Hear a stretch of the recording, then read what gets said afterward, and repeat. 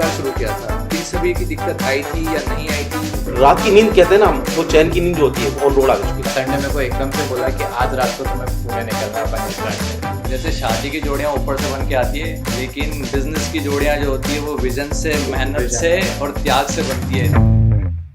150 से ज़्यादा मशीनें, प्रोटोटाइप्स या फिर जो चलती मशीनें हैं, 200 से ज़्यादा एम्प्लॉय, और ये सारा सिर्फ 5 साल में। सर, अब मेरी एक क्यूरियोसिटी आपसे बहुत ज़्यादा बढ़ चुकी है जानने की, ये पता करते हैं कि यार ये कैसे हुआ। तो सबसे बड़ी दिक्कत होती है, लेट सपोज कि मैं शुरू कर रहा हूँ तो फैमिली मुझे बोलेगी कि भाई तुम नौकरी करो, नौकरी करने के बाद तुम्हारी शादी होगी, फिर शादी होने के बाद वो साइकिल चलेगी। तो सभी के साथ होता है, मतलब वो कोई गलत बात नहीं है, होता ही है। फिर हमारा एक सपना रहता है, ठीक है। तो आपने तो यहाँ तक पहुँच गए, तो आपको शुरुआत में जब आपने पहली बार शुरू किया था, इन सभी की दिक्कत आई थी या नहीं आई थी? सेकंड, अगर आई थी तो आपने उससे कैसे टैकल करा और किस तरीके से आपने उसको मैनेज करा स्ट्रेस को, और फिर यहाँ तक स्टार्ट का जो नींव डाली वो कैसे डाली, इसके बारे में थोड़ा सा बताइए। वो जी, जैसा आपने कहा कि एक आम इंसान के तौर पे हर इंसान की सक्सेस के अंदर उसकी फैमिली होती है, और अगर वो पीछे आता तो भी उसकी फैमिली कहीं ना कहीं जिम्मेदार होती है। बिल्कुल सही। मसलन कि अगर किसी इंसान की वाइफ, उसके पेरेंट्स कोऑपरेटिव नहीं है तो वो आगे बढ़ने के बजाय पीछे भी आ सकता है, और इसी तरह से अगर फैमिली पूरी कोऑपरेटिव है तो आगे बढ़ सकता है। नेचुरली अगर हम किसी एक हाईली पेड जॉब से जब छोड़ते हैं और अपना कुछ वेंचर स्टार्ट करते हैं तो शुरू में तकलीफें बहुत आती हैं, और नेचुरली वो सारी तकलीफें मुझे भी आई है। हम यानी कि हम जब वेंचर स्टार्ट किया दोनों ने, तो उस सारी तकलीफों को हमको सामना करना पड़ा। यानी कि इतना पैसा का क्रंच, क्योंकि हम लोग सारा अपना इन्वेस्टमेंट उसमें डाल चुके थे, मनी क्रंच, उसके अलावा हमारी जो कस्टमर से कमिटमेंट्स है वो पूरे नहीं हो पा रहे थे क्योंकि हमारे पास रिसोर्सेज नहीं थे। साथ साथ जो रात की नींद कहते हैं ना, वो चैन की नींद जो होती है वो सारी हमारी पूरी मतलब एकदम ऑन रोड आ चुकी थी, क्योंकि हम कई लोगों से कमिटमेंट कर चुके थे, मनी क्रंच होता है और कई सारी चीज़ें, रिसोर्सेज नहीं होते तो तकलीफें होती हैं।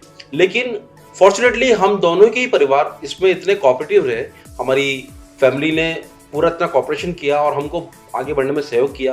किसी भी तरह से जो फैमिली में फाइनेंशियल क्राइसिस थी उसके लिए भी वो आगे पीछे नहीं हुए।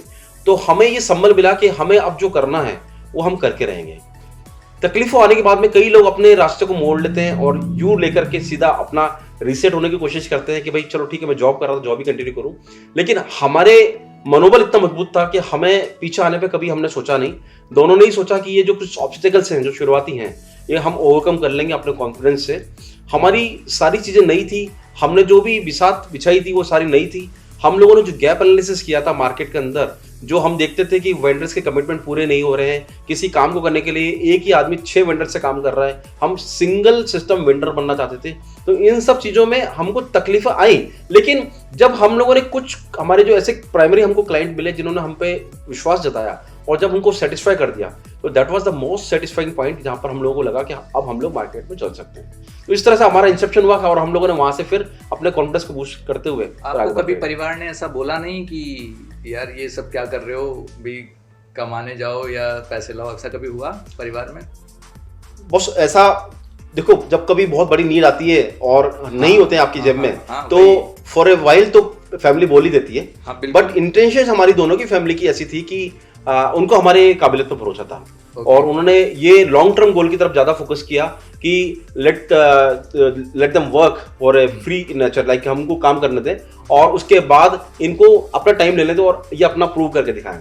तो fortunately with in span of 1.5 year हम लोग इस मुकाम पर पहुंच चुके थे कि हम लोग वो सारी जो वरीज थी उनको तो लगभग टैकल कर चुके थे। यानी कि फैमिली भी हम लोग थोड़ा सा जो कहते हैं मनी वाइज भी हम लोग थोड़ा सा इनकमिंग चालू हो गई थी, और दूसरा हमारे क्लाइंट भी सेटिस्फाइड होने लग गए थे, थोड़ा रात की नींद भी अच्छी आने लगी थी। तो हमें लगा कि अब हम इसमें ज़्यादा काम कर सकते हैं, और इसीलिए वहाँ से हम लोगों ने फिर पैन इंडिया क्लाइंट्स को बेस बना करके अलग अलग फैक्ट्रीज खोलने की कोशिश की, ताकि हम अपने मार्केट के अंदर जो रीच है उसको बढ़ा सकें। Rather to work from Kota, हम लोगों ने फिर पैन इंडिया अपना प्रोफाइल बनाया, और आज हमारे पास फॉर्चुनेटली कश्मीर से लेकर कन्याकुमारी और गोवा से लेकर के नागालैंड तक सब जगह क्लाइंट्स हैं और सेटिस्फाइड क्लाइंट्स हैं।